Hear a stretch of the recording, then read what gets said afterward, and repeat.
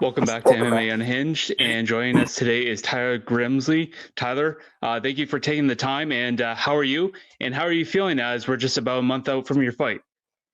Yeah, thanks for having me. I appreciate it. And yeah, I'm feeling good, ready to go. Been ready since after my last fight, ready to get back in there. Excited. Excellent. And fight camp, how's that going? Oh, it's been going good. I mean, I really haven't really stopped since my last fight. I had supposed to have two fights already this year. They've both my opponents pulled out.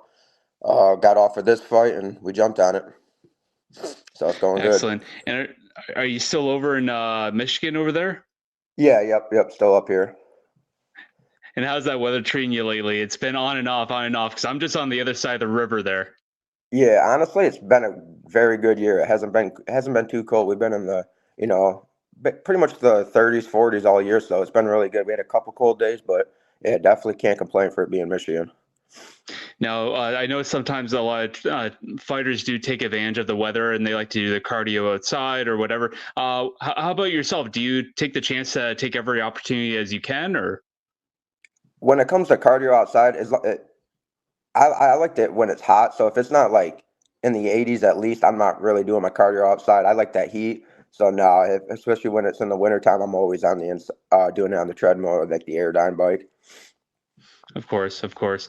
Now, I just want to talk a little bit about some past opponents. Obviously, you've had some opponents that have pulled out, but now finally, here we are. You have an opponent. Seems like everything's set in stone. We're a month out. How does it feel to finally have a fight put together, ready to go, and you don't have to worry about anything?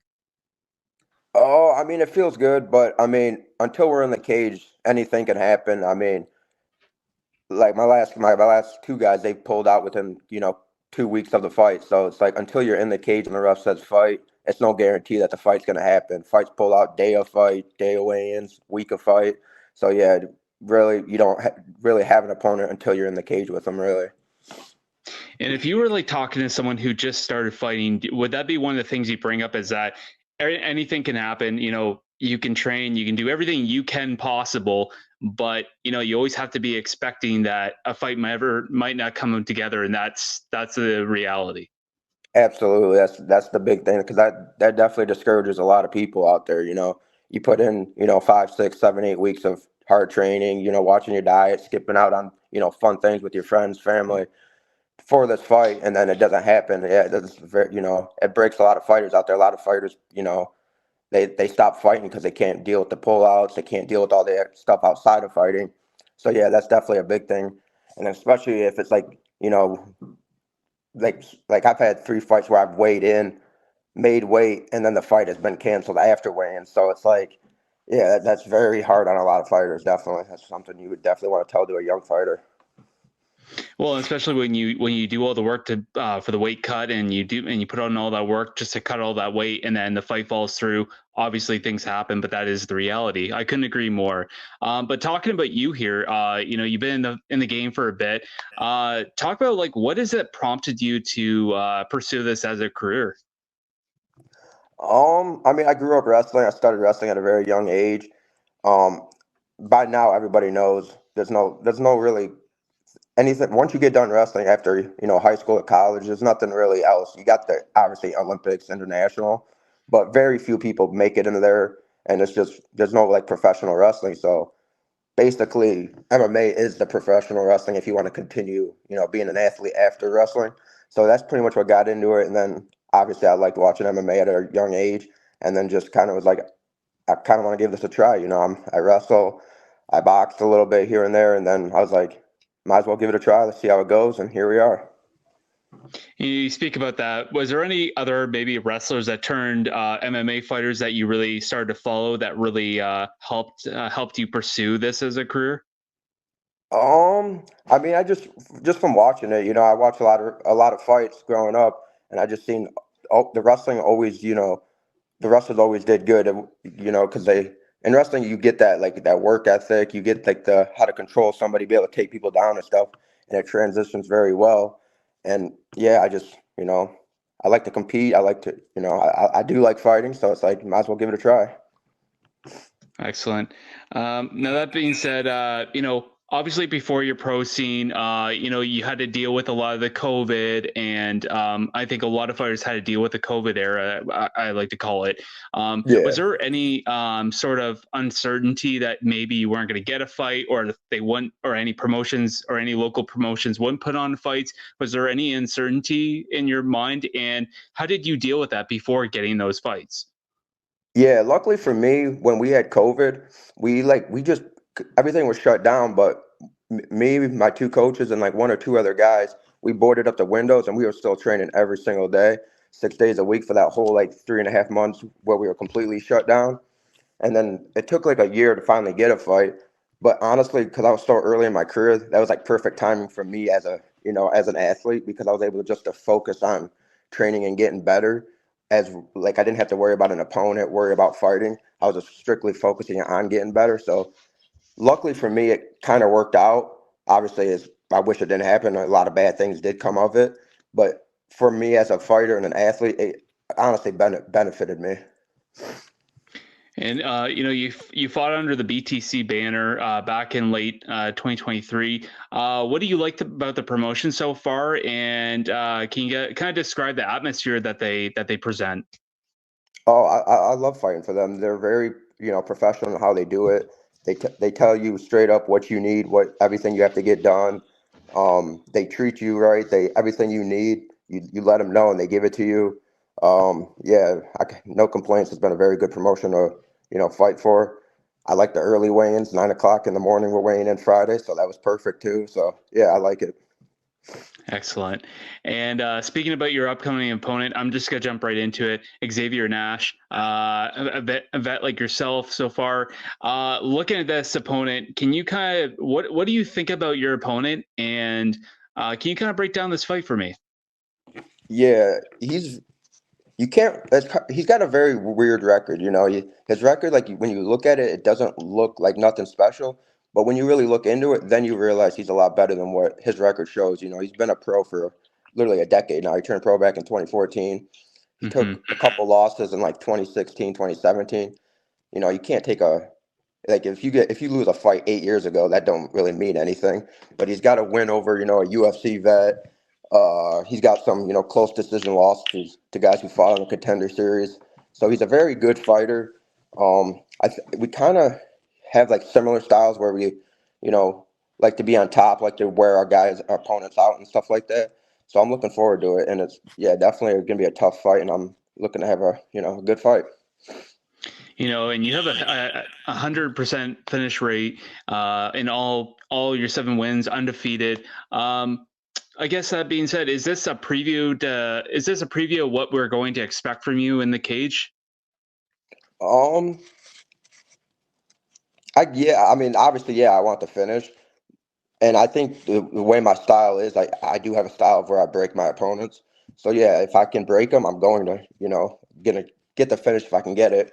But I'm not necessarily, banking on just going out there and having to get the finish. I go out there and just, think about what I have to do and, perform. And if the finish comes, I take it.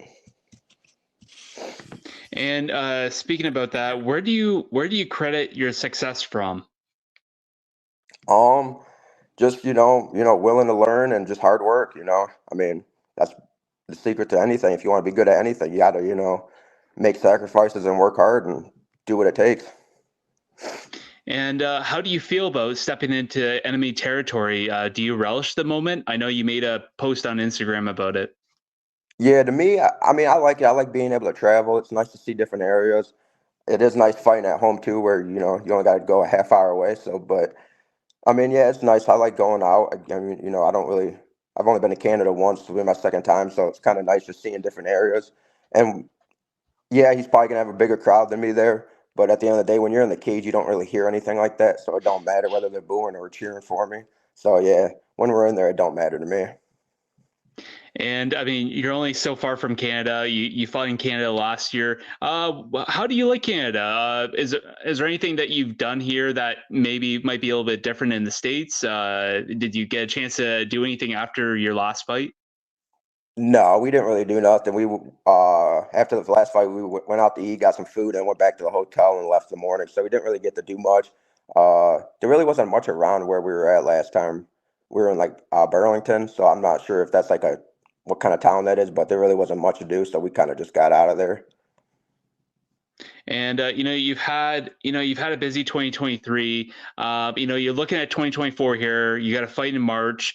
Looking at the rest of the year, obviously, depending on how everything happens with this fight, are you really expecting a busy 2024 as well? Is that how you like to stay? Do you like to stay busy?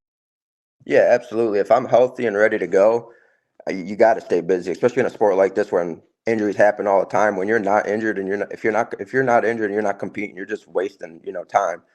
Because I mean, there's gonna be times when you are injured and you can't fight. So yeah, as long as I'm injury free and I'm feeling my best, yeah, I'm trying to fight as much as possible. So yeah, definitely, if I can fight again soon after, if I'm God willing, and I'm not injured, then absolutely.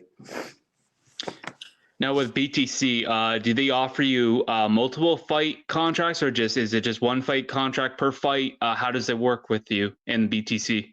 Yeah, just one fight contract. Yep. Yeah, And is I it don't. somewhere that you could see yourself staying at for a bit? I mean, it depends on how this goes. I mean, if I win this fight, this guy's got some good wins. Like I said, he's got a win over a UFC vet like a year ago. So if I get a win over this guy, it puts me at 8-0. I mean, I'm getting pretty close to getting a call from the UFCers and promotions like that. So it's like I can't really look too far ahead because you never know what's coming after this fight if I get the win.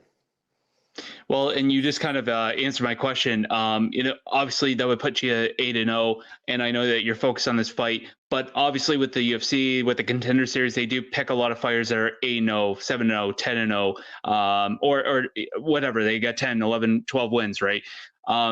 Would that interest you more than maybe just getting a call from the UFC, or like how would you? Is it or either or? Does it matter? Oh, I mean, contenders ain't till like I think they start in like the end of or end of summertime around there. Yeah. So depending on how this fight goes, if I get the win and say if I get banged up and I have to take some time off, obviously contenders is where it's at. But if I'm only got to take a few days off and I'm not too banged up, I stay in the gym year round. So it's not like I'm taking like if I don't have if I don't have a fight, I'm not taking weeks off at a time. I'm still doing 1 to 2 workouts a day. So if they do call on short notice, I'll still be ready. Excellent. And what's a typical cheat meal for you after a fight? Oh, anything and everything.